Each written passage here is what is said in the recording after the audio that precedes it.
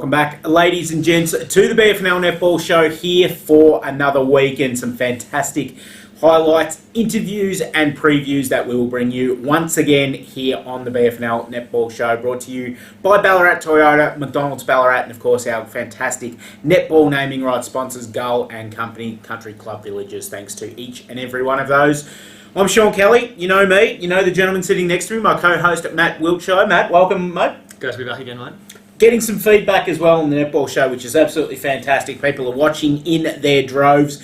Had someone point out to me, actually a bit of constructive feedback about yourself. You twirl your pen too much, apparently. So we need to watch the pens. I must admit, I use mine as a bit of a safety stone as well, a bit of a worry stone. So, bit of feedback, mate. Let's not go twirling the pens all that much on the show today. I might have to put it down just to stop myself. So good idea. I'm going to keep using mine because I'm going to use it as a pointing device as we talk about our first and only game that we're going to review this week. Of course, the Good Friday game between North Ballarat City and Bacchus Marsh. It was pretty well one-way traffic for a lot of the game. North City shot the first 10 goals of the game and ended up doing it fairly easy in the end, winning 53-20 against Bacchus Marsh. Gina McCartin, 30 goals for North City. Tani Nesta, 23 as well.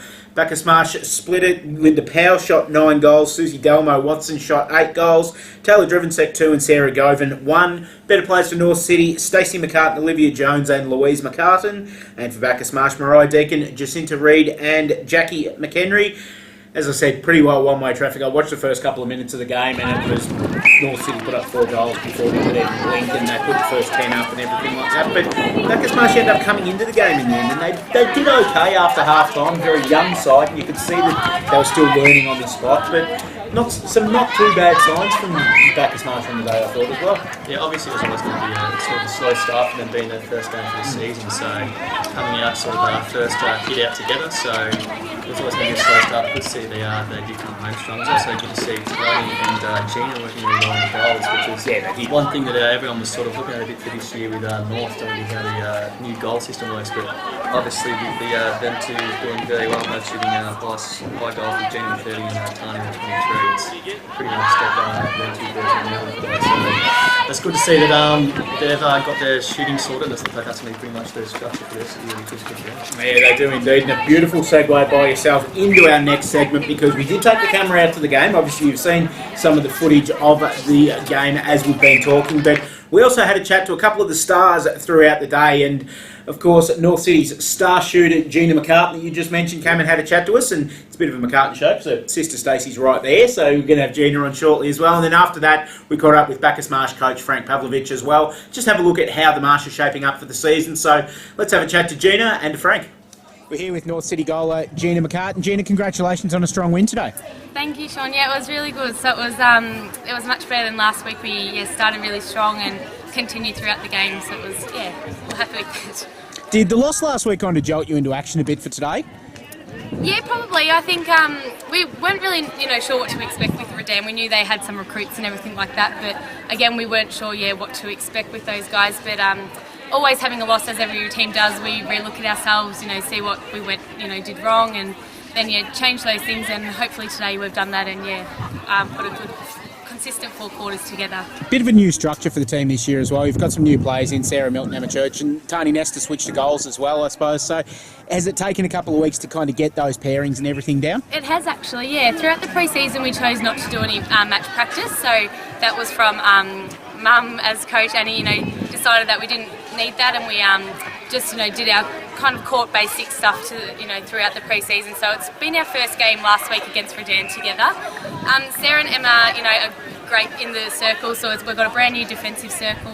Tani's come into goals with myself, so that's been lots of fun. She's actually teaching me a few new things because she's predominantly more a basketballer back in the day, so we're trying a few different things, and it's it might not be really maybe a netball structured goal ring this year, but we've got some good little things up our sleeves, so it's very exciting for the rounds to come. And did you find playing in the regional state league competitions really helped you and Stacey with your match fitness leading into the season? It has, I guess the RSL girls did a whole lot of pre-season since I think it was October last year, but I was quite a late coming to that side because I was overseas. So for me, I didn't have a whole lot of match fitness, and I still don't think I do. But definitely Stacey's, it's you go into the game, I guess, her fit and ready, and round one where other teams are still kind of getting that match fitness. So definitely RSL put you in good stead for this year and for the season. We've got a bye next week, a chance to, I suppose, freshen up a little bit. Some injuries late in the game day with a couple of the girls rolling their ankles, so it could be to have that extra week for them to get over it. Yeah, definitely. We always love a bye, so I'm not sure what the girls will be getting up to, but it's nice to just, we might not train even, just have the week off. We have had a few early injuries, just a couple of ankles as all netball teams do, but take the time off, spending the time with our families and friends, and I guess over this Easter break will be an extended break for us, and then we'll be back for round 3, is it? Oh, I'm not too sure. Yep, Sean's nodding at me. Round 3, so it's very exciting and we can't wait. Well, Gina, thanks for your time today on the Netball Show, and best of luck for the rest of the season. Thanks, Sean. Bye. Here with Bacchus Marsh coach Frank Pawlowicz. Frank, interesting start to the season. You've come up against a strong side, and whilst the scoreboard wasn't there, I suppose there's some good positives to take out of the game. Oh, look, North City finalists last year, and we've lost a couple of players this year. So blooding quite a few younger ones, centre and wing attack. So it was quite positive today to see the things that have been working at training starting to work together like that. Our first hit out too, so it's always a bit scratchy early. Some girls need a bit of match fitness as well, so I was quite pleased, even though the result, 30 goals in the I was quite pleased with the way they acquitted themselves and worked into the game. Early on we got smashed. I think it was 10-0 at one stage. So, take a lot of positives out of that game for quite a young side. Some good centre quarters I found, mid quarters throughout the game day. Gabby Pino looked good in wing attack as well, and I suppose just getting to know those new combinations as well is going to take a bit of time. Oh, look, it is. She's still playing under 19s and bringing it up, so she's played 5 quarters today too. So some of those things are going to continue to experience. Jacinta Reid, who's played seniors last year in wing defence on and off, she's another young one. She's our captain this year, and she's only 18 years of age. So really good signs for the future. And look, we're still out there trying to recruit a few players here and there, so you never know what happens towards the end of the season as we go through. So I'm really happy the way that the young kids have been going. You come up against Darley next week on Anzac Day. Not only is it a winnable game, but another chance against a side that's probably in a similar development stage to yourself. Oh, look, the talk around town is about that too. And look, I think that's an opportunity for both teams. It doesn't matter where we are on the ladder and things like that. We always have good clashes, and it's always been close. So I'm expecting another close game next week. Well, Frank, best luck for Anzac Day, mate. Best luck for the rest of the season. Thanks, Shaun. Frank Pawlowicz, the Bacchus Marsh senior coach, and in fact he's coaching across all 4 grades this year, Frankie, so he's got a lot of work ahead of him. And let's turn our attention to this week, mate. Of course, no Stockland-Wendouree player of the week this week with just the one game. We're holding that over until the end of this week. And of course, Erin Riley, our first Stockland-Wendouree player of the week, got a voucher actually at training on Thursday night, so be very, very pleased it was Erin to receive that and start a shopping spree. But this week's games starting on Friday this week, of course, with our Anzac Day clashes. Firstly at Alfred and Oval, Ballarat taking on East Point. Matthew, how do you see this one panning out? I think with Ballarat's young side, and they're still sort of working together as a team, only having their 4 9 under players. So I think East Point are going to be too strong in this one. They showed some great form in round 1 against Lake Wendouree, and I think they'll be too strong and should win this one pretty comfortably against Ballarat. Yeah, I agree. East Point probably comfortably in this one. As we heard from Emma Farrell last week, they're still juggling their side around a bit. It'll be interesting to see what they do with Emma Ryan in this game. Obviously, Lauren Dew's due to come back into the side, whether they have her and Cindy up forward and Emma goes back into defence as well, or whether they keep Emma there and Lauren plays as a substitute. Be interesting to see, but obviously East Point have options aplenty. Our other Good Friday game this week, it's going to be a very interesting game. The local derby between Darley and Bacchus Marsh at Darley Park on Friday. This is going to be a pretty good game. Yeah, I think it really is. It's good to see an Anzac Day game down that way. So Darley and Bacchus Marsh. Look, I think it's going to be actually a pretty close game. With it's one that I've been looking at. It's been hard to sort of choose, but I think I'm going to go with Darley just in this one, just by probably under 5 goals. Yeah, it's an interesting one. You can make a point for Bacchus Marsh in that they got their momentum together towards the end of the game last week. They'll obviously have some momentum from playing last week that they can carry in. But having said that, Darley have had that week to get themselves right, get all those niggles right and everything like that. And I think you're right, it's going to be an under 5 goal game. And yeah, Darley at home, I'm just going to back them in for this one. Let's move to Saturday's games, and boy, we've got two absolute rippers that we're going to start off with. Redan hosting Melton at the Mars City Oval. Redan's opening round, obviously, we know that they beat North Ballarat City. Melton are Melton. They're a fantastic netball side, no matter which way you look at it, and this is going to be an absolute ripper. It is. It's definitely going to be the game of the round, this one. Obviously, Redan showing some fantastic form round one with that win over North. And Melton, just, as you said, they've always been a very good side in the competition. But I think Redan, just going through the confidence of beating North, they're going to get up in this one. Key matchup in this game. Obviously, Melissa McCauley, we know how good she is, the coach of Melton this year. We know how good she is in the shooter's arc. She'll probably get Erin Riley standing next to her, a goalkeeper, throughout the day. Whoever gets on top in that battle, their team's going to win the game. Yep. That's how crucial that matchup is. And the good thing with Redan is that they've got options. If plan A doesn't work with Erin and Mel gets on top of her early, they've got Emma Henry that can swing back there as well, and they can move Erin out into the goal defence position, or they can even move her into goals as well. So they've got some options. Look, I'm going with Melton. I'm not going to be popular. I'm tipping I'm about to get a text message on my phone from Redan coach Kate McMahon saying, "What are you doing?"